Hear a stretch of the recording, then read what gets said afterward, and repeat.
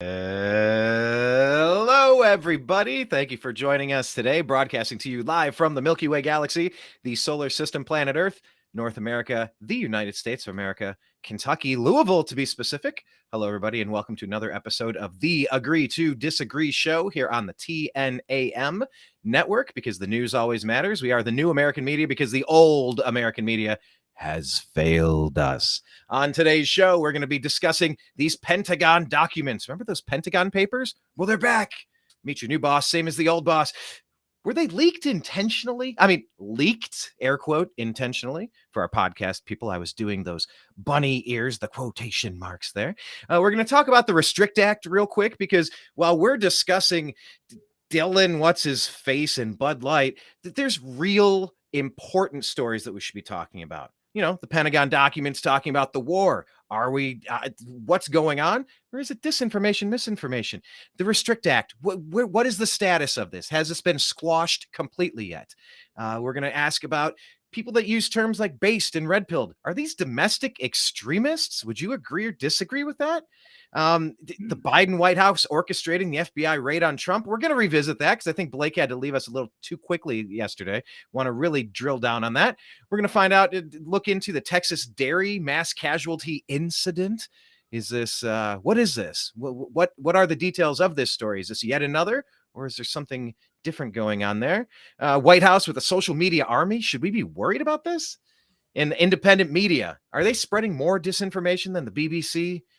Are the BBC deserving of the new label, the new moniker put on them by Elon Musk and Twitter? X, by the way, they're changing their name to X. It's going to be known as the X app soon. So we're going to discuss all of this and many more things on today's show, Wednesday, April 12th, 2023. My name is Brian Engelman.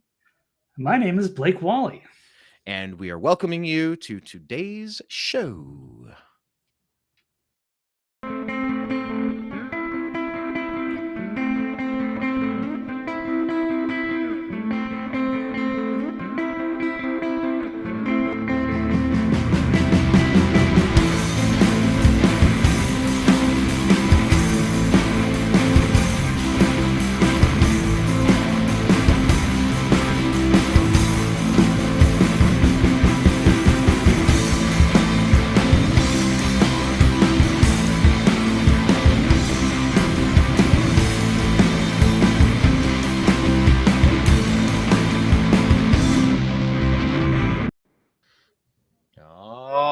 Right, everyone. Thank you so much for participating. Blake, how are you doing today, sir? Not bad. Living the dream here. How about you? Blake, living the dream. I approve of such measures. Want to remind everybody that they can leave comments if you're watching this live. We are live. Blake, tell people where they can follow you and all of your thoughts and investigative journalistic endeavors these days. Well, I think the easiest spots would be on Twitter, TV's Blake Walley, or the nextlevelnews.com website. Got lots of stuff archived there from over the years. Excellent. Well, let's start with this number one story here. Oh, I guess we could do we have the stingers. Let's use them. Yeah.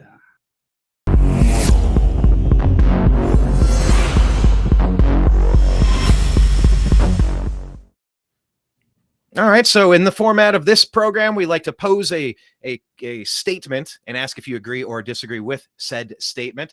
And usually I ask Blake to kind of give his thoughts, but also pull up an article and kind of give us the rundown of what we know about it. And then we get the opinion on it. So Blake, would you agree or disagree that these Pentagon documents that have been released regarding the Ukraine war were likely leaked intentionally? Would you agree or disagree that these documents were likely leaked intentionally? I'm going to say agree. I think maybe there is an internal issue within, and that people in the Pentagon or whoever realize that this is a lost cause, maybe not worth dumping more resources into this Ukraine war that they probably cannot win. And finally, they just leak this stuff out. So we didn't know if it was like a distraction or what have you. I didn't know how much to read into it over the weekend when this stuff came out. But it seems like it's legit. Someone put a lot of time and work into this. So it's either misinformation to throw the Russians off, or they decided to tell people the truth about what's really going on and what we are invested in, and maybe think about changing the course. Well, Kirby in his dreamland, he was really adamant out there that thou shalt not share this information. Thou shalt not. This Kirby guy, I mean, where do they get these guys from? Anyway, him aside, what do we know about these papers? So like one of the main things coming out is what? It's just like a retelling of essentially like a scorecard, right? Like if you're watching MMA or boxing, you kind of keep a running tally, 7 rounds, 5 rounds, 9 rounds, it's all different, but like through 5 rounds, you kind of get a scorecard and go like, oh, so-and-so is up. These are the statistics. They landed more punches. They, however it's judged, you kind of keep a running tally. Isn't one of the main things about this that Ukraine is just getting annihilated? And that's the exact opposite of what this third Obama term puppeted by Biden and Soros is trying to like sell to the country, just like they're selling the fact that inflation isn't occurring, and they're selling the fact that look, I could do the laundry list right there of the things that Biden's getting wrong, but it's a long list and we're short on time today. So is that one of the major takeaways, just that Ukraine is getting pummeled, or like, are there several revelations from this that are noteworthy? Yeah, well, let's dig through it. I found an article today out of Natural News. Leaked Pentagon documents prove that World War III has been on the planning stages for years. So we live in a country that spends more than nearly all the rest of the world's nations on a single industry. It only makes sense that the industry itself would become a living, breathing thing that controls its own destiny. Talking about the military-industrial complex, American defense industry, of course, $800 billion. And yeah, it's a racket. It's a lot of money to be made. But of course, the massive defense industry needs war and conflict in order to continue justifying the massive amounts of taxpayer dollars that feed it. You want these contractors to go get a real job, or all the people making weaponry. So they got to keep on. And so the conflict continue justifying, the taxpayer dollars. Pentagon documents that have been leaked online. War and conflict have been planned now for years. And there's a recent leak of classified materials that reportedly revealed a wider range of information than previously disclosed. Top secret covers the conflict in Ukraine, also security issues, Middle East, and China. Yeah, they popped on Friday, causing concern and the challenges for the Biden administration. The extent and source of the leak have not been confirmed. So, scale of the leak, analysts say, is more than 100 documents that have been obtained, along with the sensitivity of the documents themselves, could be hugely damaging. And a senior intelligence official described the leak as a nightmare for the Five Eyes. That would be US, UK, Canada, Australia, and New Zealand. So, yeah, it was popped around on Twitter. And if it's incredibly damaging, that's okay. That doesn't tell me anything. Is it accurate? I don't give a shit if any of this stuff is damaging. What matters is what in the hell is actually going on this earth. I'm tired of being lied to. We, the people, are sick of the scams and the lies. Is any of it false? Is any of it meant to was there anything that you've seen or heard any other pundit claiming or kind of breaking down, saying that any of this is patently false? Remember, like when those 51, I believe it was 51 retired Alphabet Agency people came out and said that the Hunter Biden laptop had all the classic earmarks of Russian propaganda. Totally bullshit, complete lies. So sometimes the people telling you things that are wrong, they're lying to you about it. And sometimes the information is wrong and we need to know. I mean, the main takeaways here are what, Blake? It's just that they've been lying the whole time and pushing for this, war in Ukraine against. They got to protect their interests there, and would escalate tensions with Russia. They can't back down, but they're really struggling there.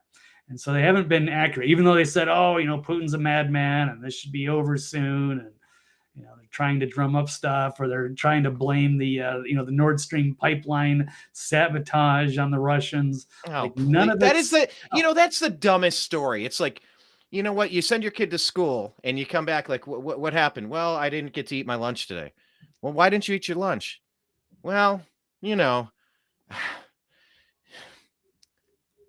sorry, I was doing an analogy where somebody took their lunch and threw it into a river and then blamed the bully for it. But But that didn't quite work. So I'm going to bail on the analogy, but it makes no sense. I'm usually really good at on the cuff, off the cuff, spontaneous analogies. That one just didn't make sense. I started going down a path and it worked, and I just abandoned mission halfway through there. But there's no universe where Russia would destroy its own lunch, its own pipeline.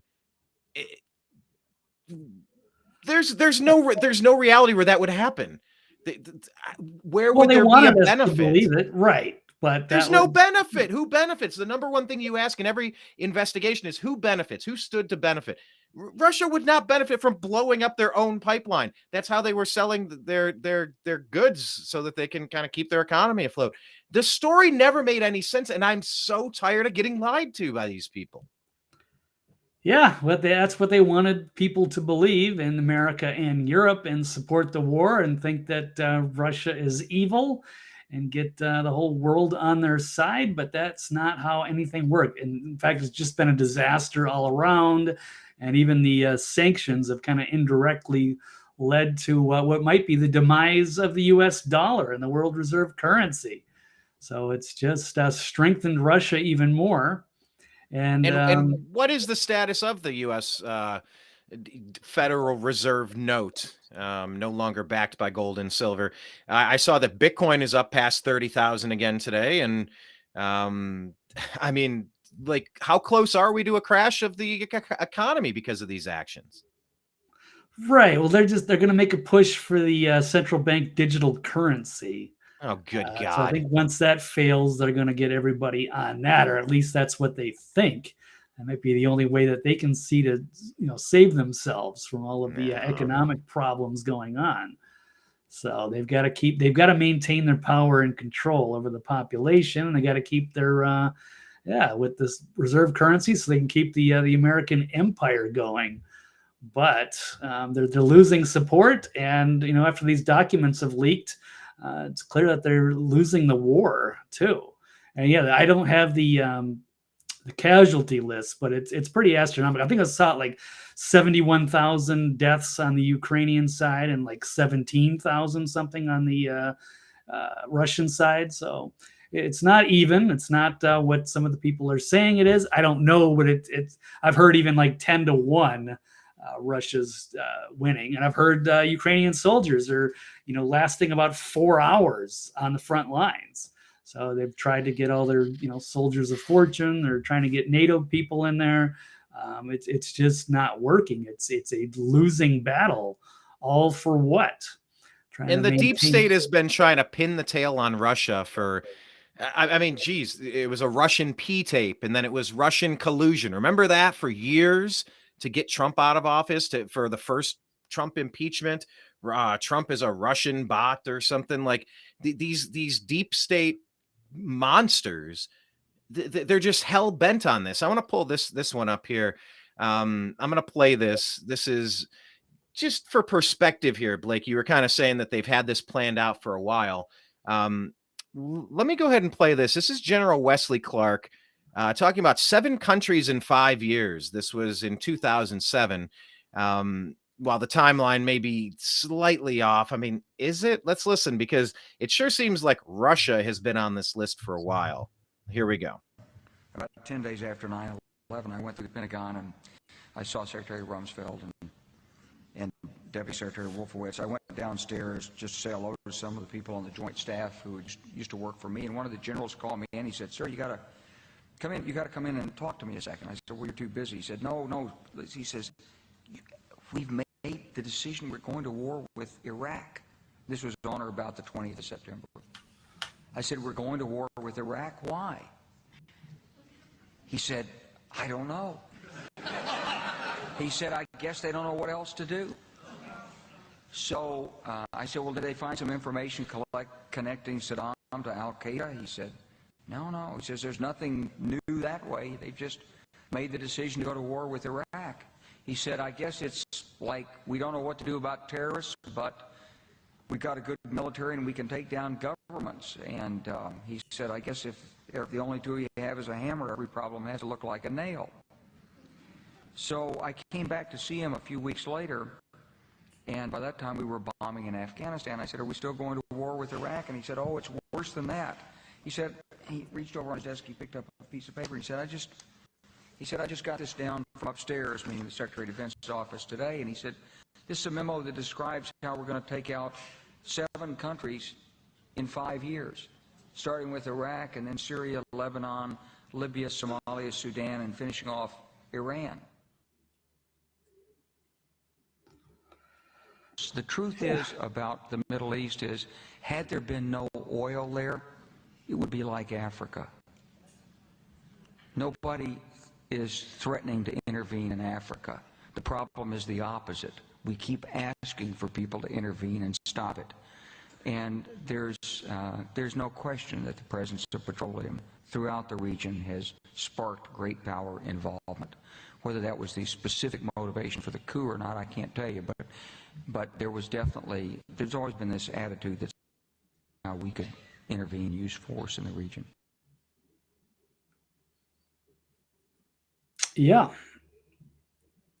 So that's how they keep things going. So it's always the war machine. It's what Eisenhower warned us about, and now that's what the what was it? The Project for the New American Century. That was with all the neocon warmongers in the late '90s, kind of making this blueprint. It was Afghanistan and Iraq, and as this guy mentioned, Wesley.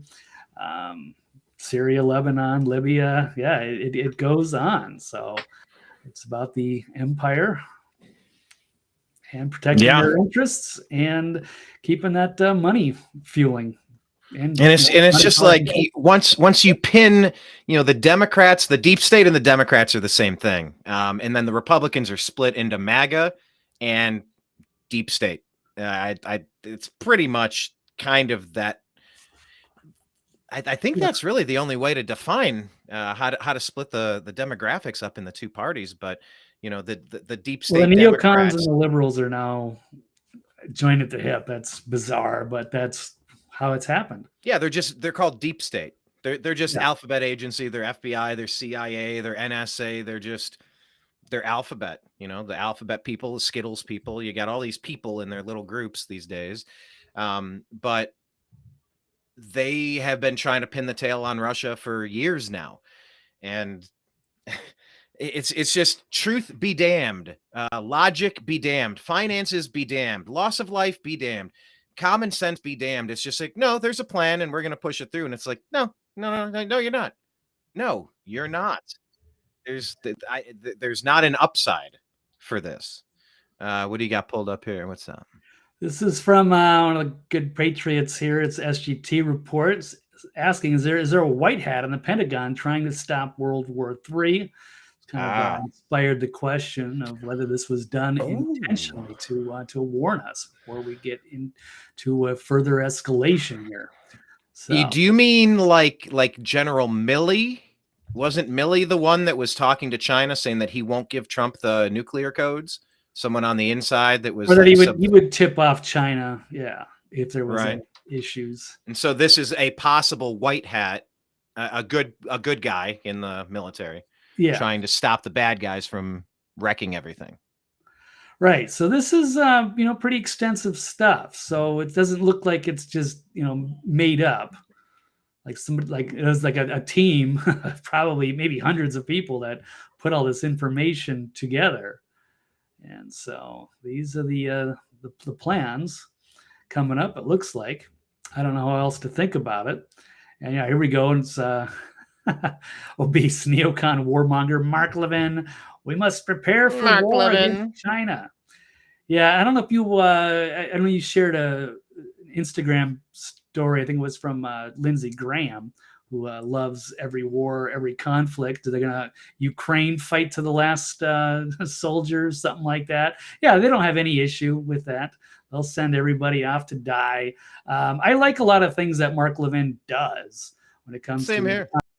What's that? Yeah, same here. But yeah, I mean, it's well, I heard Bannon The coming out war. and This guy talking goes about to how it's time right. to. Well, I heard Bannon yesterday coming out. I like it. Just we are in a war with China. It's time to take their seize their property in the United States. We are in a war with China, and we need to start acting like it. And like I'm hearing the war drums out of Bannon. That was a little surprising to me on the China front. But China's been flooding our country with fentanyl, stealing our intellectual property, treating their people in the Uyghurs and others, political prisoners, as slaves. You know, go down the list. China is not a great global player. They don't respect civil liberties and civil rights. And at the end of the day, you know, we have to kind of figure out, are these allies or are they not? And then they're sending spy balloons over that, you know, they could be retrofitted. They could have EMPs on them. They could have nuclear devices that could destroy our power grid. I mean, everything is at a heightened state of tension these days. It was not this way under Trump. I remember that very clearly. People were not screwing around like this. You were not hearing about China invading Taiwan under Trump's watch. Maybe it would have, maybe it wouldn't have, but it just seems like when the kids realize that the parents are gone for the weekend and the babysitter's not paying any attention. You know, it's like when you have a substitute teacher in class. You're like, oh, I'm throwing this paper airplane today. Oh, I'm definitely going to be making fart noises and pretending it wasn't me in class. Like, all right, while the mouse is away, or while the cat is away, the mice will play. Something like that. There's a total vacuum of global leadership right now. Yeah, they're all part of some same team, except for, you know, there are some strong leaders, you know, like Putin or Z or whatever. But it's Trump was one of those, and now not anymore. Now it's like puppets, World Economic Forum puppets like Macron or Castro up to the north. What's his name? Justin Trudeau. Yeah, that's the way they kind of like things, or with through the EU, and now they got their puppet Joe Biden here. So we just really can't trust a lot of these people. They don't have our best interests, and now the empire is struggling. And you always got to be wondering if they're cooking up another war here. If they're trying to get us behind. And as much as I can like, you know, Mark Levin on some of the constitutional issues or pushing back on the leftists, he is a neocon at the end of the day who is ready to go to war with everybody. Doesn't matter if it's, you know, for Israel or for, you know, against Russia, or now it's against China.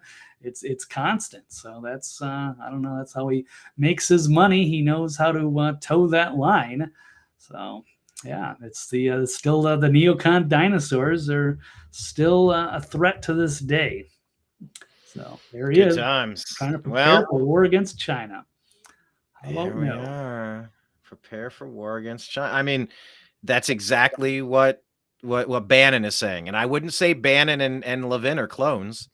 Would you agree they're not quite clones? You wouldn't think of Bannon as a neocon. You should check out what he had to say. Yes, at least I saw it yesterday. I mean, it was full-throated, seize their properties in the United States. We are at war. Let's go. Like, China, you know, it's the CCP is dangerous. Now, I wouldn't mess around with Russia, and just I don't care if they have the eastern and the southern parts of Ukraine that are more aligned with Russia and they're being treated terribly by Ukraine. It's a threat to their security. I understand all that.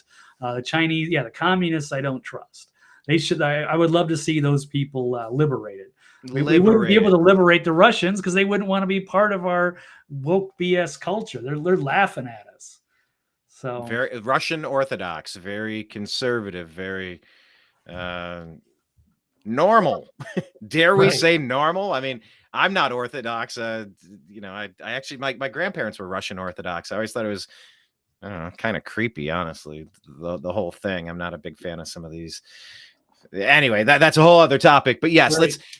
let's keep an eye on this story, see if there's any other developments coming out of these Pentagon Papers Part 2, and we'll follow it from there. Dr. Jekyll said, what did Dr. Jekyll say? White hat or a ruse to appease us? Yeah, when everything's about money and power, you don't blow up your meal ticket. Yeah, the meal ticket. That's the thing. It's like once you get caught on the fish hook, you're done. Like you're going along for the ride. You're going where that string pulls you. There's really no getting off of the fish hook. And there's so many people that have sold their souls.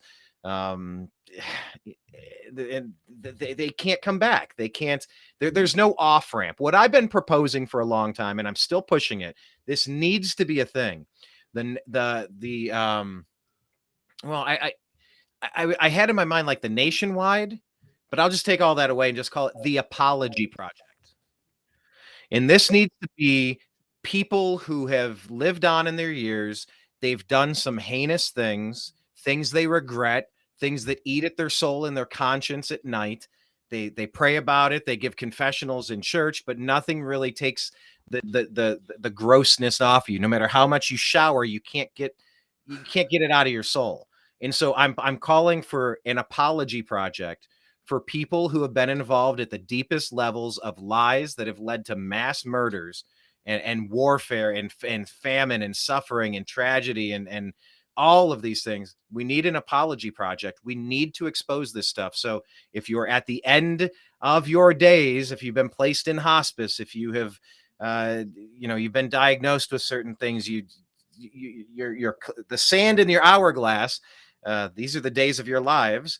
If the sand in your hourglass is starting to run out and you want to just kind of come clean and ask for forgiveness, we're calling on you to reach out to us for the apology project, because you've seen it all, you've done it all, you've been there. This is the way that you can make your bad decisions turn into something good, by exposing it all. Vishnave saying, I'm a 73-year-old freedom fighter. They made me a guru 10 years ago in India. They said I reached a higher state of consciousness. Yes, we all need a higher consciousness. We all need to kind of stop and realize that we're connected.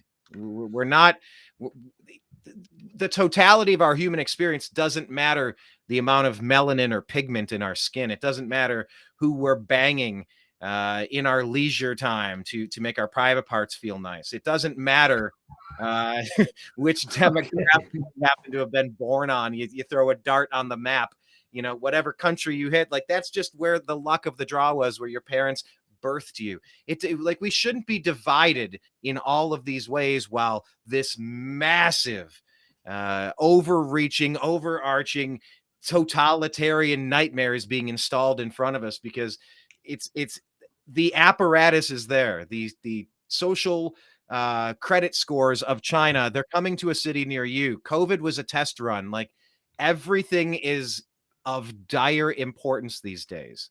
Dire importance these days. Yeah, this is I think it's a spiritual experience, and we are living in the greatest movie right now in real time. So it's pretty. What do they say? Good and evil, and yeah. What do they say? We're not human beings having a spiritual experience, when we enter these states, and when we kind of meditate or pray and kind of connect with the consciousness, the one, whatever you want to call it, God, Jesus. It's along the lines of, we are spiritual beings having a human experience. We're here and it's like, okay, we're playing this video game. Well, which side are we going to be on? Which character are we going to be? It's like GTA.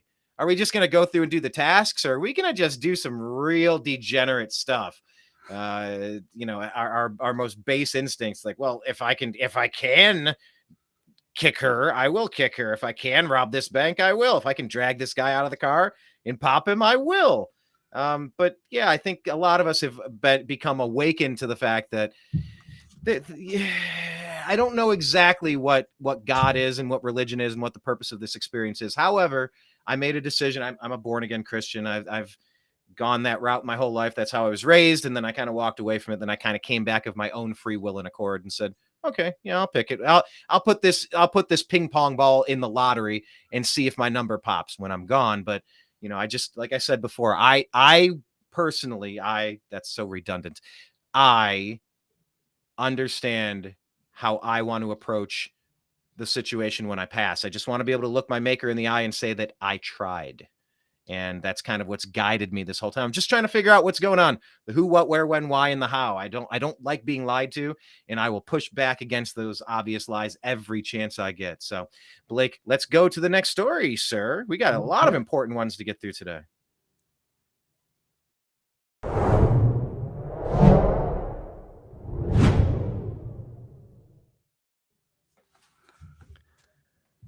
All right, as we discuss this totalitarian nightmare that we're plunging headfirst into, we have to realize that the people who have staged a coup of this country and seized control of the government, they hate you.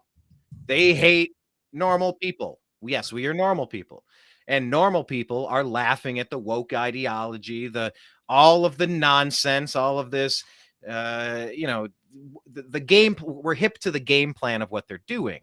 So there are terms like based and red pilled that normal smart people use to call out the BS from the other side. But Blake, would you agree or disagree that people that use terms like based and red pilled are actually likely domestic extremists? Well, I'm going to say disagree. Looks like I think it's the extremists that are trying to label good people, or they're people that understand what's going on and are looking at them, and now they want to switch gears and try to flip it around on us. Seems like it, but I've seen these agencies seems to be weaponized against just regular Americans. It's not a good trend. It feels like we've been taken over. Like maybe we are run by China, or we are being run by some advanced alien race and AI to take over our culture. Because America is the biggest threat. And once if they can take over America, then the rest of the world is going into a new dark age, as far as I can tell. And that's where we were for thousands of years until the Magna Carta 1215, and then the Constitution. It's changed, bringing freedom to the world, and now they're going to try to take that back. They don't like that. They like a managed civilization that they control.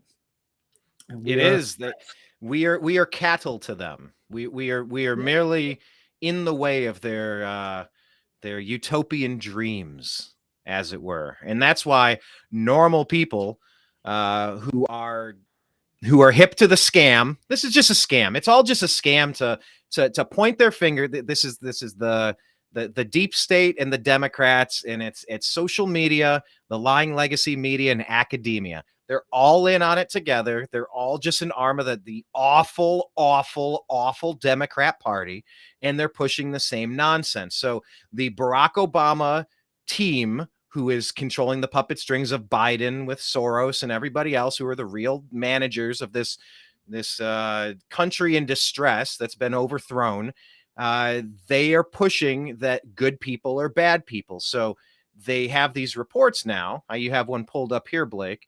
I sure do. If you could find the words between all of the crazy, colorful clickbait ads, yeah. Of course. You look at the bonus photos that require all hands on deck. Right. Well, walk us through this. What just came out here? What is this report? Okay, so there's new documents released by the FBI after the Heritage Foundation's oversight project filed a Freedom of Information Act request. Documents are titled Involuntary, it sounds like it's fake, the Involuntary Celibate Violent Extremism. And it contained a glossary of several words that the FBI claimed were used by the, quote, incel extremists. And that would be terms like red pill, Chad, based, are now considered to be extremist rhetoric. So pretty bizarre. It's a whole list. So the term red pill, by definition, refers to a process which a person's perspective is dramatically transformed, becoming popular after the Matrix movie in '99. And Chad is an internet slang for kind of an alpha male. Based just means stay true to yourself. Here's the list. I don't recognize all of them, but I do recognize the big ones that we just talked about. So this is what they have. So they got some, blue-haired Karens that work at the FBI or wherever are putting these things together because they're getting crushed online, and now they want to turn their enemies into extremists so that they can, I guess, gain more allies to their cause. I don't think it's going to work, but this is what's going on internally, and that's pretty terrifying. So there's nothing wrong with any of these terms. But it's a threat to them, so they've got to respond, and it's ridiculous. And it looks ridiculous to the rest of us, but they take this stuff pretty seriously. So also can't say normie or the blue pills, black pills, alt-right. Well, I mean, alt-right aren't. I don't agree with some of their ideology, but alt-right isn't even a thing. It's something Hillary tried to do, and it never really stuck. It's a dumb term. Well, it is real. It was coined by Richard Spencer, and it was like a white nationalist movement. I mean, what kind of confused? Right. I mean, this isn't like heavily adopted or known. I mean, it's not like there's any sort of whatever. Yeah. You get my point. Yeah. So anyway, here's Tom Fitton. So, the following sentence now gets attention. If you say you're a base Chad who took the red pill while LARPing, then that will put you in an FBI database. ×4. You'll be an extremist. They're going to pull you up and they're going to say, hey, why would you use the word red pill or Chad? Yes. Who's the Chad? Are you based? Your social credit score will drop if you use the word Chad. Absolutely. So this is the... I think we have it. By the way, Dr. Jekyll's laughing over here at LARPing. Live action role playing is what it stands. Like if you go to a Renaissance fair or something and you dress in the garb and you kind of jump into it, and it's a live action role playing experience. And I mean, let's be honest here. You look at this third Obama term, this Obama, Biden, Soros administration. I mean, they are LARPing through what is supposed to pass as government. I mean, the cast of characters that are stealing luggage with this administration, that are lying from the press secretary's lectern in front of Peter Doocy, the ones that are trying to convince you inflation isn't real, and like Milley and Kirby that are just trying to put on the best spin possible with Afghanistan. I mean, they are live action role playing and they suck at their jobs. They are really shitty at this role playing stuff. Nobody's buying it. It's absurd and it's laughable.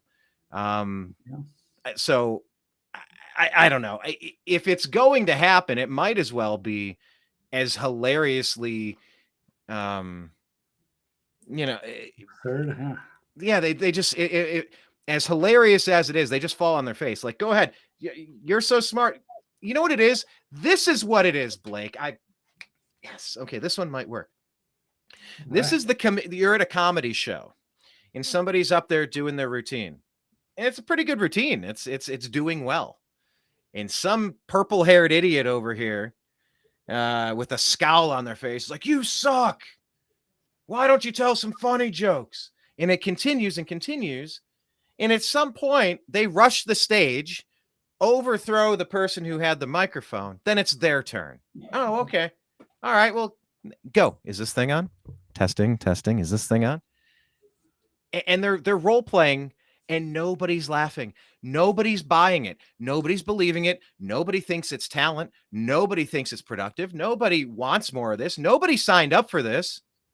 Yet there they are with the microphone, LARPing like they're the professionals in the room. Everything that's coming from this Obama-Biden administration, and I am saying that intentionally because it is Obama pulling the strings. Biden doesn't know where the heck he's at any day of the week. This is what they want. The hecklers have bum rushed the comic, and they're running all of the crowd out of the room. Nobody wants to sit there for it. So they're taking off, and they might not go back. So anyway, yeah, I'm just going down. It's kind of like that, or almost, yeah. It's kind of the opposite. They're getting mocked. They look like idiots, and they're terrified of the memes and the terminology of these people that are making them look silly. So now they're just going to say, "Oh, well, then if you use these words, you're an extremist.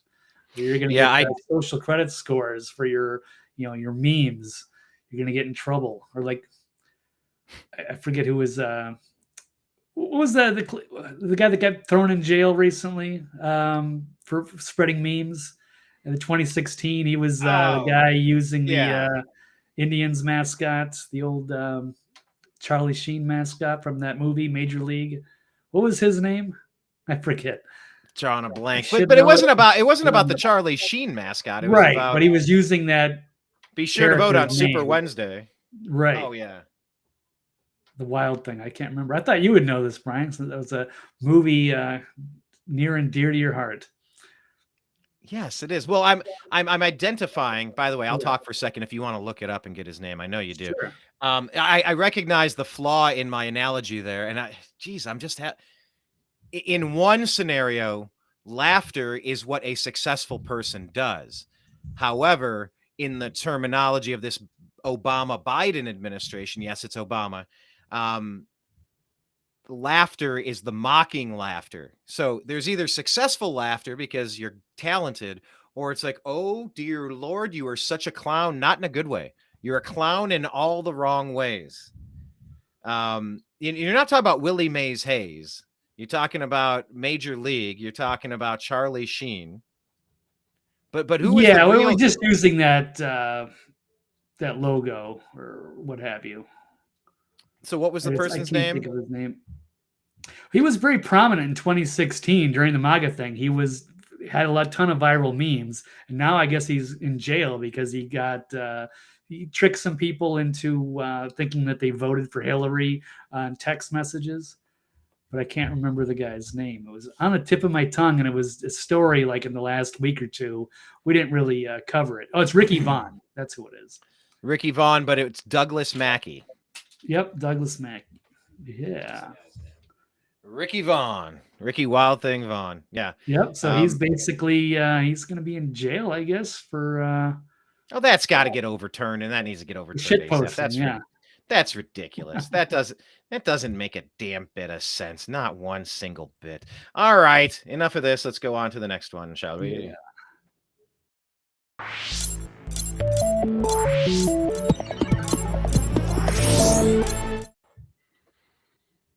All right. I like talking about the hot button issues of the day as much as anybody else. What you got here? Oh, Ricky Vaughn. Oh, that uses. Yeah, do you remember him from 2016? He was very prominent on Twitter, putting the Trump propaganda together. But yeah, he's got in trouble. Anyway, okay, well, that's enough of that. I mean, it doesn't make any sense. There's people on the left that told the same joke. Hey, be sure to vote by text. Hey, see you on Super Wednesday. Like, okay, well, you've seen it on the left, you've seen it on the right, and if only one side is getting charged, you have to throw it out. Like, there is no, either there's equal justice under the law, or there is no law. There is no crime. You cannot operate in both of these. You cannot be half pregnant. You cannot have 1 foot in, 1 foot out, and do the hokey pokey and turn yourself about. Whatever the hell that song goes. There either has to be punishment on both sides or none. And that's where it's like, oh yeah, we're going to indict Trump again for documents. Right. Documents. The guy that had the legal authority to declassify everything. And he's said so many times, I've declassified everything. But then you find Hunter Biden's car, the Joe Biden car, and in the place where people are going in and out of this garage, just sensitive documents and top secret documents stacked in a garage, completely unsecured, when you were vice president and had no authority to declassify anything. But no, one of those is going to slide, and then the other should preclude the guy from running for president to beat you a third time, allegedly, according to some people. Visit CISA.gov to hear all of the lies. But I digress in that regard. But yeah, it's either equal justice under the law, or there is no justice. There is no law. There is no crime. But this Restrict Act, while we're covering all the news of the day, I just wanted to briefly touch on this, because we have to, I really want to start making sure that we cover the most important stories each day, to just kind of touch on the updates, just so we know what the most important things are. Just here's a real quick one from today, from the Suffolk Journal, Suffolk University in Boston. Just you need to be aware of this happening, and you need to be contacting your representatives and stop this shit. Opinion. The Restrict Act aims to give unrestricted power to totalitarian bureaucrats, by Harry Murphy. He writes, on March 7, Senator Mark Warner and John Thune introduced legislation aimed at banning that is what? Aimed at banning that is worse I for think Americans. you got a college kid writing this. Oh, good Lord. And I gave you a shot, Harry Murphy. Worse than anything TikTok's doing for our country. Let's try to get past this. If there's a second one, I'm going to bounce. But they introduced the Restricting the Emergence of Security Threats that Risk Information and Communications Technology Restrict Act. Good Lord, they love their acronyms here, which is a bill aimed at banning TikTok and social media, the social media giant that allows its users to watch or create short form videos anywhere from 3 seconds to 10 minutes long. If passed, this bill gives the Department of Commerce the right to review, prevent, and mitigate information, communications, and technology transactions that pose undue risk to our national security. Yeah, that's exactly where I ask. Well, it reminds me of that Simpsons episode where Homer becomes a vigilante and he's sitting at the dinner table with Lisa, and Lisa says, yeah, but Dad, if you're the police, who will police the police? And he goes, I don't know, Coast Guard. So it's like these things are always great, but then it's like, well, where's the oversight on you? Who is the person that gets to determine what is right and what is wrong? Like, what's the best flavor of ice cream, Blake? What's the best flavor? Mint chocolate chip. Wrong. Terrible. Yeah. Wrong. Pistachio. I don't know. Whatever it is. Oh, Spumoni. All right. Spumoni's the best. I actually do love Spumoni, but I digress. I love Spumoni. It's so good. All right, continue. But a lot of this, misinformation, disinformation. It's like, good Lord, there is no truth. There is such a small window where you can actually quantify things that you think are real, because half the things so many things that maybe not half, but a lot of things we take to be true turn out to not be true. And data evolves, and the act of science is just the act of constantly questioning anything that people assume is factual. So, there is no place. Oh, well, Snopes said this. Well, Soros said that. Well, ABC News said this. I don't give a shit what any of these people said. It doesn't make it true just because they're saying it. Now, back to the story here, or to this opinion piece. It continues, while TikTok is clearly problematic and their data collection and affiliation with the CCP needs to be addressed, the Restrict Act is a horrible idea. Many critics of the Restrict Act refer to it as Patriot Act 2.0, and it's easy to understand why. Restrict puts far too much power in the hands of the government and completely abandons any protections of free speech that were established by the First Amendment.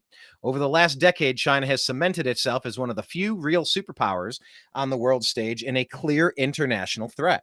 From the Chinese Communist Party's alleged cover-up of the origins of the COVID-19 pandemic, you can get rid of alleged, they definitely did, to their neo-colonialist development of Africa through the Belt and Road Initiative. Okay, well, what's going on in Africa is very disturbing on every level. To their intermittent camps in the Xinjiang province, China's meteoric rise to power over the past decade has certainly raised a few eyebrows. Lately, the CCP's new favorite practice has been espionage, whether it is through clear military efforts of espionage, like a weather balloon, yes, that could be retrofitted with nuclear weapons to completely dismantle our entire electrical grid, or through other non-military methods. It is clear that the CCP wishes to collect information from the West. TikTok's use of user data has been widely criticized by the U.S. government for years, with former President Donald Trump attempting to ban it in August of 2020. The Trump administration alleged that TikTok's data collection practices allowed the CCP to access all sorts of personal information on any individual who may use the app, and would also allow China to use this data to build dossiers of personal information for blackmail and conduct corporate espionage. By the way, something not mentioned nearly enough is the fact that these apps are crack cocaine. They hit your neurotransmitters. They are able, and we've seen this, the documents came out that Facebook has been playing with the algorithm and the rage bait in particular to try to get certain demographics of people outraged and riled up by only showing them things that make them angry and make their blood boil on social media, so that they can turn them into people that want to burn their cities down, for example. I think some of the TikTok concern is about how you can manipulate the feed to manipulate the mentality of our entire nation. You do not want somebody programming that from a awful CCP regime that just abuses people that get in their way. Continuing here, it says, there we go. The former president also pointed out the fact that TikTok had censored speech critical of the CCP, including content about their treatment of the Uyghurs and the origins of COVID-19. You said that twice. Despite all the information brought to light, Trump's proposal to ban TikTok was dead on arrival as soon as President Joe Biden took office. In a move that was pure political theater, Biden made it his quest to reverse all of his predecessor's signature executive orders, including the proposed banning of TikTok. What a child Obama, Biden are for children they are for doing that. Which was reversed just 6 months after he took office. Despite his orange man bad approach to the former president's views on TikTok, it seems that Biden has flip-flopped and taken the exact same stance now, threatening to ban the app in the U.S. unless its Chinese owners sell off their stakes in the company.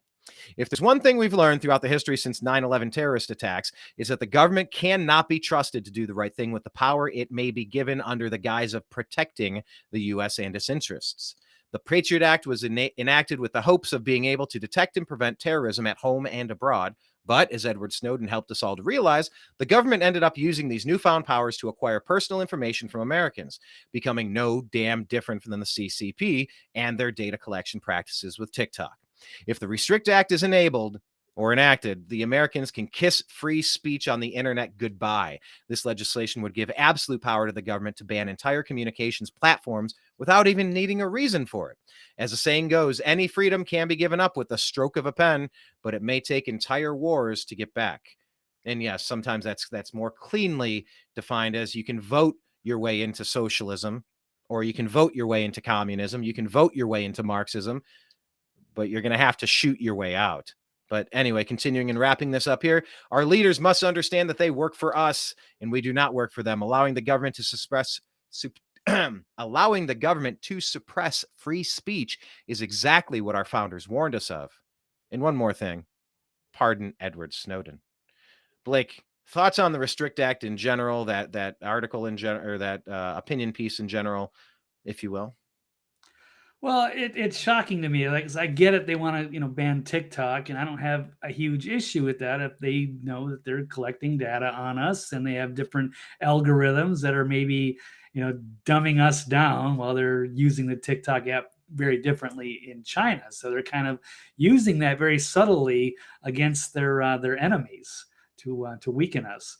So, but then they come up with this Restrict Act, and it's way worse. So it's like they're doing exactly what they're accusing China of, except it's so much more invasive. So it's just going to go in, it's going to have access to everything you do in order to protect you. But why should we trust them? So very strange that they come out with that. It's strange to see, Josh Hawley, who I normally like, seem to be supportive of this. So if we could trust the government, maybe, but and still, there's no reason for that to happen. But these are very strange times in which we live in, and they're desperate to control news and information. And yeah, we do want to get rid of the CCP, but how much better are the compromised, leftists and neocons? So doesn't seem like there's a real winner here. So except for ultimate freedom. Yeah, that's the loser. Ultimate freedom is the Right. loser. So I'm assuming, Blake, you would disagree that we need the Restrict Act to protect us from stuff. Yeah, terrible, terrible idea. Terrible, awful, no good, dirty idea. Okay, Yeah. I think we're in agreement there. Let's move on to the next one. Rapid fire. Yeah.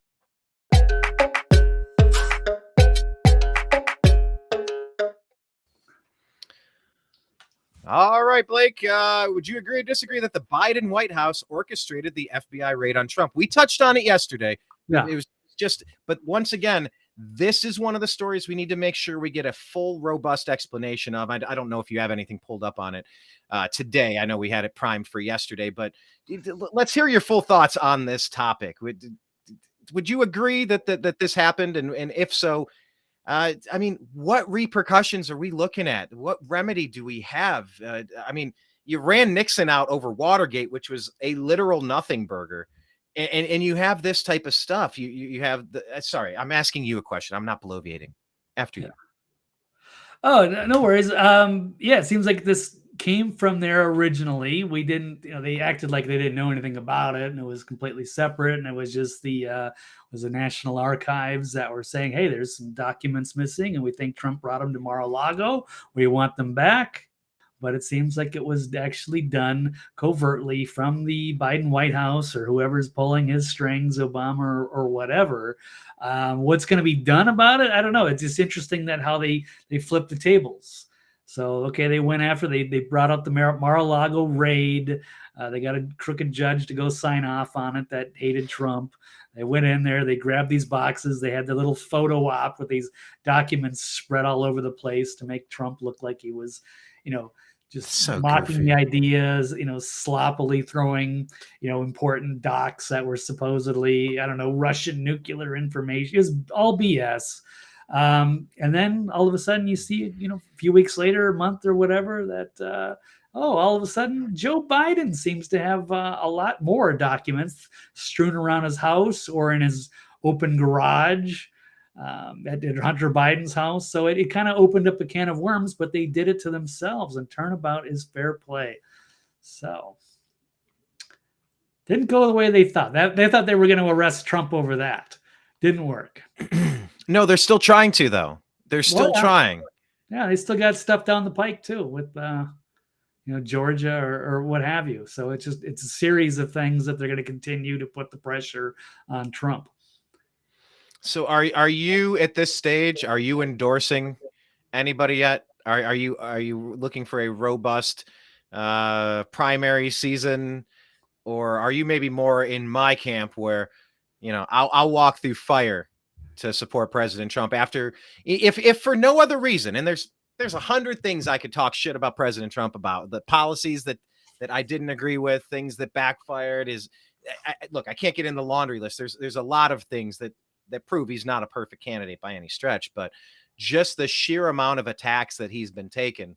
Yeah, I mean, it's crystal clear. When all the worst people hate you, I kind of feel like you might be on the right side of some things. And I feel like he is. He says it all the time. It's not that they're coming for me. They're coming for you. I just happen to be in the way. Yeah. Any thoughts on that? Are you still open to whatever, or are you, because part of me, Blake, I'm kind of ready to see, and I'm starting to see more full-throated endorsements of President Trump in the 2024 presidential comeback tour. Because we're plenty ways away from the convention, but wouldn't it be interesting if the convention wasn't even needed, if it was more of a coronation as opposed to a battle? Where do you stand on that? I know you've been more, forgiving of maybe DeSantis than I have, perhaps, and maybe more open to a Kennedy on the Democrat side and seeing what the field has to offer. I think I've made up my mind, and my mind will not be changed. I will write in President Trump's name. You could put him in jail. I'm voting for him anyway. There's nothing you can do you could kill him and I will vote for him. There is nothing that can be, I would vote for his corpse ahead of anybody else, solely based on the 7 years of bullshit attacks that he's had to fight off. That's my thought. What say you, sir? No, I'm definitely on board with Trump. So I would like to see Robert F. Kennedy Jr.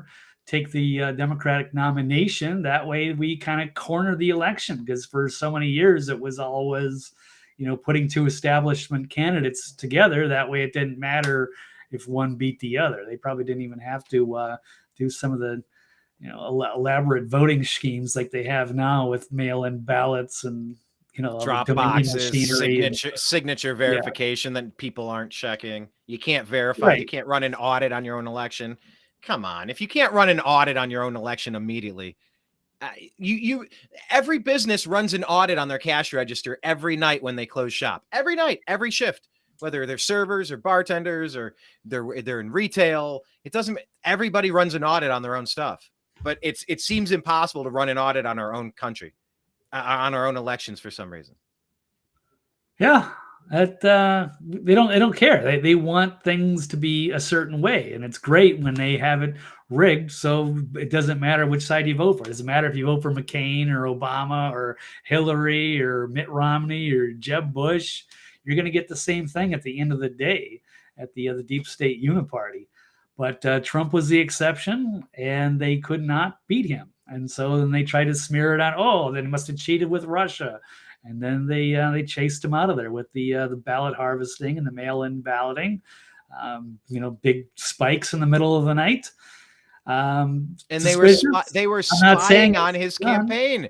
They were spying on his campaign Right. with a fake FISA warrant that Hillary got through Fusion GPS. I mean, Yeah. they should be in jail. These people that did this, if Watergate took Nixon out, Hillary, Fusion GPS, Perkins Coie, all the people involved in this should be rotting. This is an attempt to it's an attempted coup. It's high treason. It is treason, high crimes and misdemeanors. But somehow they just write a check and poof, nobody cares. I don't, for the life of me, Blake, I don't understand it.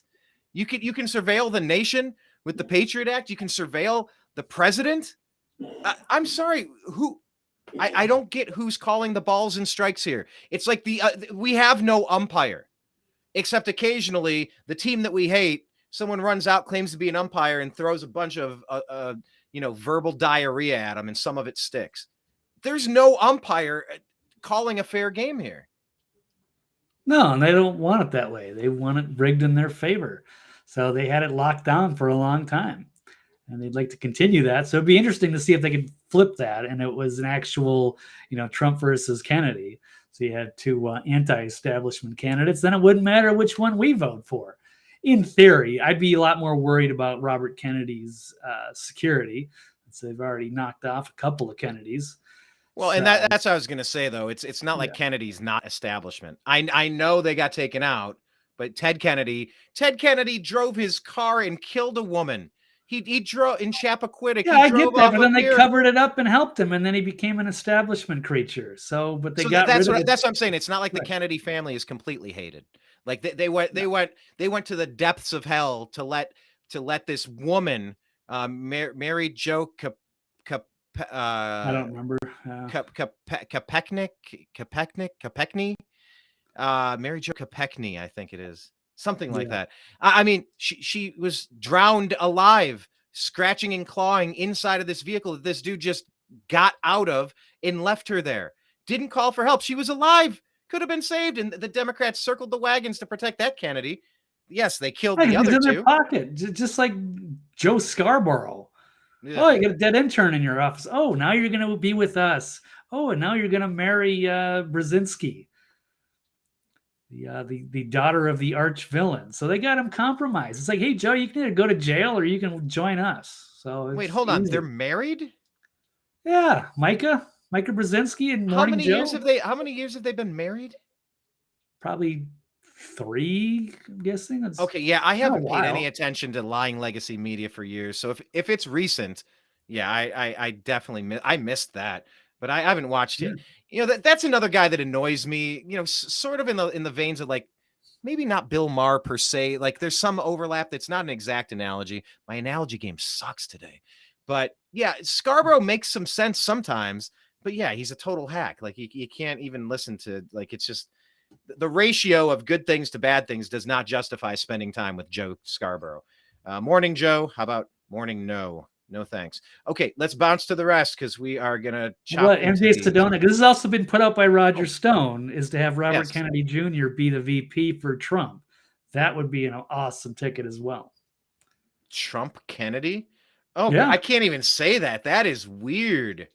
No, I think it's awesome. Joining forces. It doesn't matter, Trump, right, left. Kennedy. Freedom. Yeah. Now, okay, I'm thinking. It's just like I would consider myself a liberal, but I'm for Trump. I'm for, more conservatives than I am to the modern leftists. So I don't really acknowledge that. I just kind of look at the issues. I never thought of Trump as like a major conservative. He really wasn't. No, he's a New York Democrat that like kind of turned around on like the culture wars and said, I don't like any of this stuff. Yeah. All right. To some extent. And he's a boss. He's like, okay, America's my country. Let's start running it profitably. That's exactly what we need. That is exactly the mentality that we need. Trump Kennedy, do you think that it would be in the president's best interest, President Donald Trump, to name a vice president, his running mate sooner than later?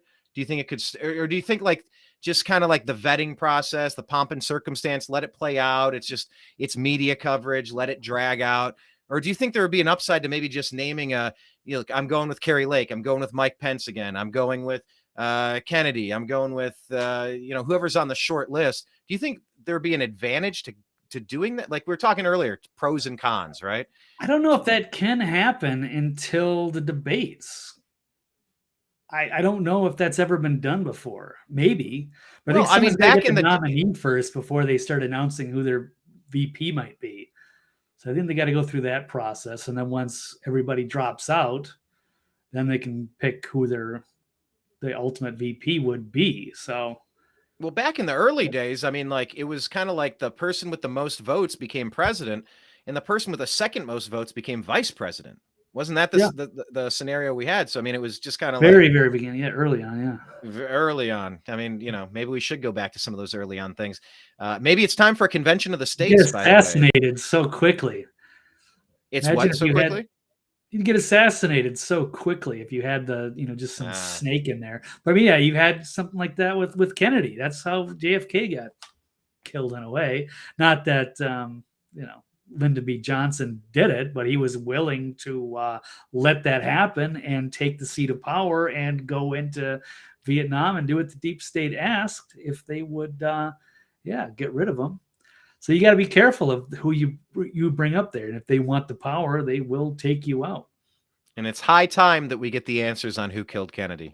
This has been promised to us enough. It's high time that we figure this out. We want to know who killed Kennedy. All right, next topic.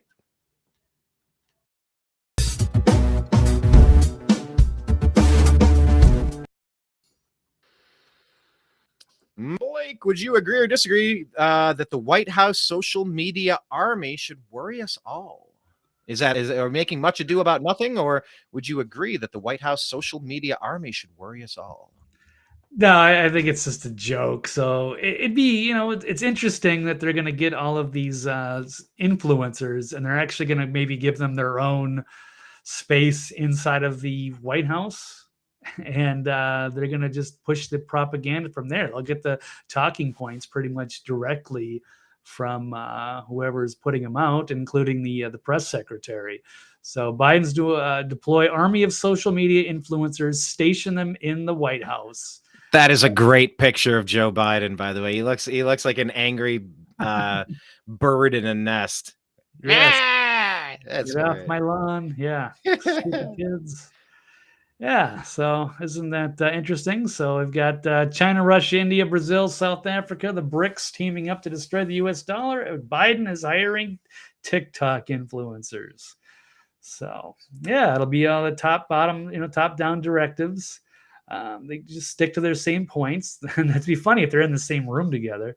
I don't know. Yeah, maybe an interesting opportunity for some of them just to clock in, do your 9 to 5 shift in the White House to push whatever propaganda, or for Media Matters or MSNBC or the DNC. So they think that's going to help them, but if they've all got the same points, and it's going to be easy to just dismiss and destroy. So do they have a list of spokesholes? I'm sure we could guess by looking at the who's who on Twitter. It'll be the same people. A lot of them were brought in there just a few months ago for a visit. So maybe they discussed some of that while they were there. Like JoJo from Jersey, or Brooklyn Dad, or who's your guy, Dash Stuff Broski or Dombrowski. they got a whole army of these people that I see on Twitter. They're pretty. Did you ask? Is that my guy, Dash Dombrowski? No, I remember you. I think you said something to him on Twitter a couple weeks ago, and I was just like, "Yeah, you're wasting your time. This guy's a dumbass." He's, I think his mommy writes his tweets, or they come from the DNC. He never interacts with people. So, but they've got a whole bunch of these people. They're cartoonish. I don't take them very seriously. So no, they don't worry me at all. I think they're all a joke. So bring it on, fellas. It's going to be a hell of a year. So I'm looking forward to battling. Excellent. I look forward to fully identifying the cast of clowns that are going to pile into that car and get out at his circus. Good luck with that. Yes, MJ Sedona saying basically what Tucker Carlson said recently, that the CIA killed Kennedy. I think it was Ron Paul too. He was mentioning that yesterday. I think he was, Yeah, he was with on Timcast or something. Yeah, he was on Timcast. Yeah, that Yeah. was I caught that one. I don't usually watch his show, but I happened to find it. The what? OMG! This sounds like the return of Scary Poppins. It's Nina Jankovich, the disinformation czar, the Mary Poppins character. She's got me blocked. She like mass blocked tons of people, so including me. Which I wear as a badge of honor. Well, then you'll have to go into Eccentric 99 and hit her that way. Yeah, I'll do. I got an alt. I'll do it there. Maybe hit her with words and ideas. Of course, we mean that figuratively. Terrified. Okay. Yes, we're terrified of their mass propaganda campaign. Not moving on. Next story.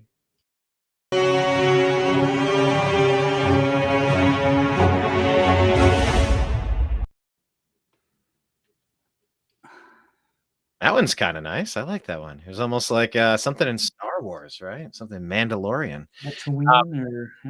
Like, agree or disagree? The latest mass casualty incident. God, I said that word weird. The latest mass Okay. Sometimes there are phrases that my mouth does not zipper correct, and it just kind of catches my tongue in the zipper. The latest mass casualty incident at a Texas dairy was an accident. Blake, read that sentence real fast. Go. The latest mass casualty incident at a Texas dairy was an accident. Yeah, you slowed down there, though. You knew you had to slow down at the curve. I put up the road signs. You knew to take your foot off the gas, otherwise you might end up in the ditch as well. But I digress. The latest mass casualty incident. It's doable, but I think what I saw there, I had to talk out of here. Mass casualty incident, because if I close the mouth and kind of talk out of here, then it just garbled together like I had a mouthful of marbles. Anyway, so what's going on at this Texas dairy? Yeah, sorry. WNBC. Pig vomit.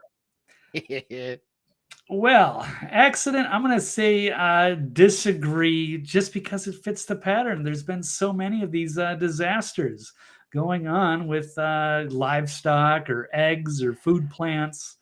There's just been an enormous number in the last couple of years, and I'm suspecting sabotage. This could very well be legitimate.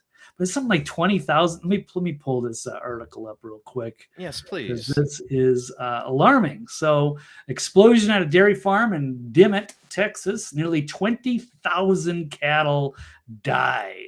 Oh, come on. Yeah, 20,000. Milk is not flammable, people. Milk is not flammable. We are being attacked. How does it? Blake, I've never. I've been covering the news and paying attention to the news my entire life. I have never witnessed a string of incidents like this ever before. There have been a couple one-offs here and there. 20,000 cattle that feed our nation. Yeah. All the milk, all the beef potentially at some point when they stop producing milk. Oh my God. And it's another one of these things where, it requires, we covered one, I don't know if it was in New York or Pennsylvania or something, where they just had to have like several counties nearby having to bring in all of their fire trucks and stuff. I remember maybe it was Connecticut. Yeah, that could have been it. And they had New Hampshire, Connecticut. Everybody from everywhere. So it's not just like a fire that gets out of control. It's like people are seeing these things. This one's from 80 miles away that the smoke explosion could be seen from. So yeah, at least 18,000 cattle died during the explosion. Some of them were probably injured. They'll have to be destroyed. And yeah, it's pretty sad. It's also very suspicious. It is still a breaking story. I don't know if they've got all of the information out, so they're still doing their investigation. But it's a massive plant, 2 million square feet, devastating for the injured and lost dairy cows. So very sad. It's still under investigation through Texas State Fire Marshal's office. including the Commission on Environmental Quality. So it may have been caused by a machinery malfunction, but good God, that's a really gonna. I mean, not that I have any idea, I don't know. But it just seems like, oh, there's a Just malfunction that would do that catastrophic amount of damage. Yes, and we don't know. It's just, what do our spidey senses tell us? Now, when anything happens, everything is not a conspiracy. By the way, a conspiracy is just two or more people with a plan. Like, so don't let anyone try to use that word in a pejorative. Laugh at if someone tries to call someone a conspiracy theorist, like that was a dig at you, you know that person just outed themselves as an NPC. You don't have to take the next thing they have to say seriously, and maybe nothing that comes out of their mouth can be serious. Aliens got tired of mutilating the cattle. Thanks for that one. How many steel structured dairies have exploded in the past? Great question. Great question. When I look at that, yeah, cow farts blaming on global warming. As far as a leak and then an open flame, and it was one of the cows that did it. Yeah, a cow farted with methane and intentionally. Someone was standing there with a cigarette and screw you guys. I'm gonna go fart. We'll this definitely. When I saw those pictures, you know what I thought of? Like, I instantly thought of when I saw the plume of smoke and kind of looking at that. It reminded me of the Nord Stream pipeline. Honestly, that's what I saw. I saw retaliation for the Nord Stream pipeline. I don't know that it was. But if we are in World War III and they're just not telling us, to just, we'll knock a train off tracks. Yeah, we're going to dump poison into your water. Yeah, we're going to destroy your food preparation. Yeah, we're going to hit your facilities. We're not going to stop. We got sleepers. We've been flooding your country with hundreds of thousands of people. This is the plan. This is what Obama's wanted. We got sleeper cells all across the country, just like when the Democrats wanted America to burn during all of 2020. Yeah, we got our sleeper cells, and we're just going to set fire to plants. We're going to take out your energy infrastructure. We're going to take out your food preparation. We're going to take out your transportation. It sure as hell feels like we're under attack. Whether we are or not, I don't know. But if we're in war with Russia and China, it seems like they're kind of landing some punches. If Russia would, I think it's like more like the World Economic Forum. I think they're really trying to cull the herd here. It's a war on America. They got to bring us down a few pegs, and they've been doing a tremendous job until Trump got in the way, but then they got him out of the way, and now they are really out for revenge. I don't think Russia would do it just because they wouldn't want to get caught. Right now, they have the high ground, and they've been working that for a long time. Everything we've been trying to blame them for has fallen apart. So I don't think they would do that, but you never know. But Jocelyn has a point. The Feds have been busy destroying all kinds of egg and food facilities, allegedly. She thinks this one's going to stink. But yeah, I mean, it goes back to like, oh, we can't have cattle. Steaks are bad for us. Meat is bad. You should eat bugs. The totally normal disasters involving U.S. food infrastructure just keeps piling up. So like we have a situation where our transportation is screwed. Time to panic buy milk. I'll panic buy a steak. But I mean, just all the writing is on the wall, and we have a situation now where we could be entering World War III. Trump was out there on Truth Social posting World War III. There you go. Just very straightforward. That was the post. That's it. World War III. I know it was sandwiched in between others, but as it stands alone, I mean, we're kind of in a situation where our artillery is in Ukraine. So if we were attacked, what do we have to fight them off with? Our national energy strategic reserves have been depleted because of money laundering in Ukraine, allegedly, because Hunter and Joe and Biden and the crime family. Like our ability to produce food is being attacked. So we might not have food and we might not have artillery, and we're stretched thin. And good luck.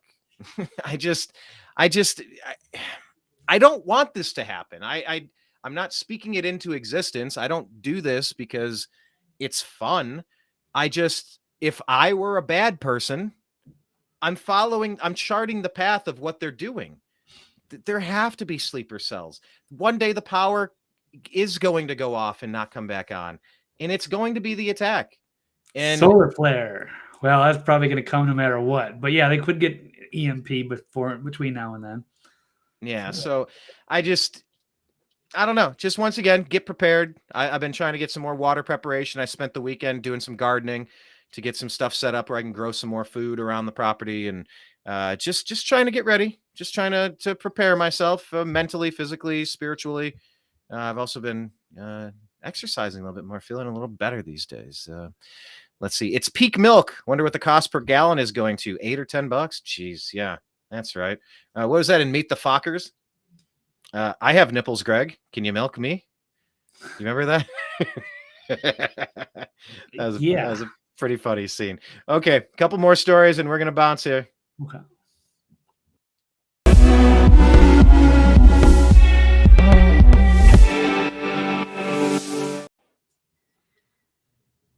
All right, Blake, would you agree or disagree that independent media spreads more disinformation than the BBC? It's complicated. It depends on who it is, I guess. But I would say I think the independent media tries to get things right, and the BBC will sometimes give you the wrong information if it protects whatever interests the establishment. And I think that was kind of put on last night when Elon Musk was interviewed at BBC Hack, and I kind of turned the tables on him. Do you have this clip? I don't have the full clip. Let's see, or maybe I've got part of it. Let me see. I think part of it will suffice, because I checked out the clip, and it, once I saw the first 40 seconds, I didn't really need the extra 4 minutes. Kind of like Ayn Rand, Atlas Shrugged. It was a good book, but kind of by the end, it's kind of dragging ass. It's like, all right, we get it. Can we wrap this thing up here? But... right. So Elon accusing the BBC of failing to report on the side effects of vaccinations and spreading misinformation regarding masking. Bravo, Elon. Yeah, it was good stuff to call them out on a few different things. That was one of the things they discussed. So BBC Tech reporter James Clayton told Musk, "We've spoken to people very recently who were involved in moderation. They just say there's not enough people to police stuff, particularly around hate speech in the company." And then Musk challenged the interviewer to name one instance of hate speech, which he could not do. So that was good to see him called out on his BS. So, but then they also went into the Clayton also changed. So he changed the subject, asked Twitter why they'd stop taking action against tweets breaching its rules on COVID misinformation. To which Musk responded, "COVID is no longer an issue." And then what about the BBC's misinformation about COVID regarding masking and the side effects of vaccinations? So it seems like they are beholden to the British government to change editorial policy. There's been a lot of controversy about that, and including NPR, which is now going to be, I guess, leaving Twitter, and BBC and some of these other. They're taking their ball and going home. Who's leaving Twitter? NPR. Because it's public radio. It's literally in the name, National Public Radio, and they didn't like being called state affiliated. They didn't like the label that they were state-funded media. Oh, well, then give the money back and change the name away from public radio. Yeah, don't. What the hell? What are they? Yeah. What is their problem, Blake? I don't understand what their concern is. What are they disputing here? Well, they're saying that they're, they have integrity, they're an independent news organization, and they're not. And so they got called out on it. They got labeled, and they did not like it. And they just said, "Oh, okay, we're going to leave." Okay, well, good riddance. So I don't care if NPR goes. They can go do their own thing, but just be honest about what you are. So if we were working in NPR, they would change a lot of our messaging. They would say, "Oh, no, you're not allowed to say that. Nope, can't do that." Hey, we're independent journalists, but they have their own spin on things, and they lost all their credibility, as far as I'm concerned, with this Hunter Biden laptop. They didn't address that. They just said it was a non-story. It wasn't. Clearly, they're compromised. So just like the BBC is, just like so many of these other places are, or even RT. I mean, let's call it what it is. So if you're state affiliated or you're getting media from somewhere, don't say you're independent. So, but they didn't like that, so they're trying to act like they're real, and they're gonna throw a tantrum. And now See, they're out. we had back in my college days, it was referred to as the only major college newspaper that was completely independent from the university. That's what I heard over and over. It was We got all of our funding through advertising revenue. So we weren't beholden to the university and the administration officials like most of the other college newspapers were. Now, I guess we did have a facility on campus. We did have space. What was it, on the second floor over there? I think it was the second floor over there. And so I guess that would be funding. I suppose, like, if we had to go get our own newsroom area, that would add rent and utilities to it, which would raise the price, and maybe we wouldn't be able to be fully independent. But we got our advertising revenue from the people who were taking out ads in the paper, advertisements. So it was rare, our situation, where we weren't really beholden. We did have an advisor, but he was just an advisor. He didn't call the shots. We called the shots. We called all the shots. But yeah, when you have your hand out and you're getting your money, you can't bite the hand that feeds you. That's the problem. Like I said, it's like the fish that takes the nibble of the worm. There's no nibbles of that worm. You're hooked. You're done. You're done. There's no going back. Yeah, trusted news becomes distrusted when the conspiracy theorists are proved correct. Again, says Jocelyn. Very well said. Yeah, I'll put our batting average with the New American Media up against ABC, CNN, MSNBC, Fox. I'll do that all day. Tell me where we've been wrong. I mean, initially, and then a day or two later, and then a week or two later, as we learn more about the situation. I would love to see a scorecard side by side of what these people, that they've been knowingly lying to you forever. And that's the difference, Blake. It's like people get things wrong. People, I thought it was something, and initial reporting suggested it was this, and I just took that as a fact. And turns out I got new information, and then I went back and looked at it and realized my source wasn't accurate, and I changed my opinion based on new information. Well, these people don't change their opinions based on new information. They don't care about information. They care about the agenda. They care about the project. They care about the plan. Truth be damned. And that's just the worst kind of pseudo journalistic endeavors out there. The ones that are if you're going to be my enemy, just be my enemy. Tell me to my face you can't stand me. Don't give me pleasantries and then stab me in the back when I turn around. Don't do that. Just call it like it is, because there is no running anymore. As long as we have the internet, it's over. They will lose. They cannot lie to cover up their lies, about their other lies. It's a house of cards. The more you talk, the more your room fills up with human excrement. And eventually, you're just going to drown in it. Like, have at it. You cannot keep lying your way out of this. So, once again, there needs to be an apology project where people on the inside can just say, look, I got hooked. I got blackmailed. I did some bad things. I tried to join a group, and then there was something that they got on me, or, I got drugged and did this thing, and it was on camera. I got drunk and made this decision, or my impulses got the better of me, and I participated in this thing that I currently view as gross and despicable, but here I am, so be it. And I'd like to just kind of call out the people that caught me in their spider web, and I want to take them out before I die. I want the apology project to get some steam, because there are enough people out there that can shed light on how the inner workings of this happens. And I think we could actually get somewhere with an apology project, Blake. Too many flies have been caught in the spider web. And I'm sure some of them are really angry at the people that built that web, because it's ruined their lives. It's taken their lives away. And in a way, it's taken their soul away. Maybe an apology project could actually grant, some clemency, if you will, through shining the disinfecting light of truth on these manipulators. Let's hope so. That would be Yeah, that would be some good progress. I'd like to see that. Some whistleblowers and end this thing. End this movie. I'm getting tired of it.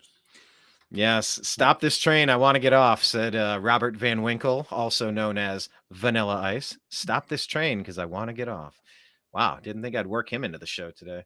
Have you ever seen that where the newscasters, the weather people, there's a weatherman who like he does it on like Instagram and he takes it as a challenge. Like each week he does something different and he tries to work in like this week I'm going to work in Eminem song lyrics.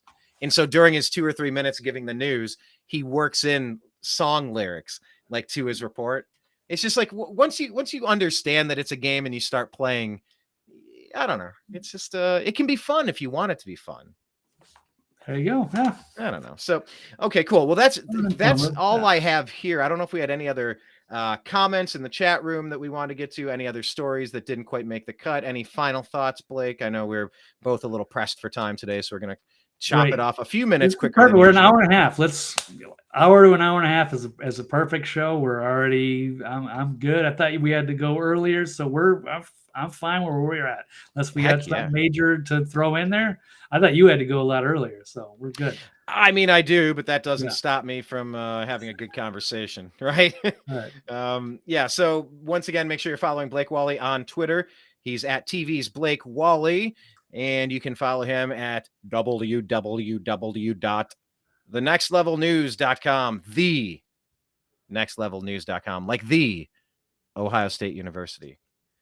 Do that. Yeah. Follow Blake. Okay, cool. Well, then let's pause here, and we appreciate everybody for watching. And Frankie saying awesome as always. Thank you so much. Thank you to who was in the groups today? Vish, who? Jay Sedona, Dr. Jekyll. We had. I'll probably mispronounce the name, so I won't try it.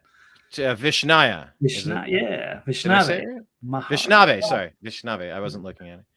Yes. All right. Thank you, everybody else out there lurking, watching, and Dave. We'll say Dave. So, all right, guys. I don't know who Dave is, but follow us on Spotify where you can get our podcast. It's the Agree to Disagree Show. Get us over there. We have a new Rumble account. Go ahead and subscribe and like the page and share that with people. The New American Media on Rumble.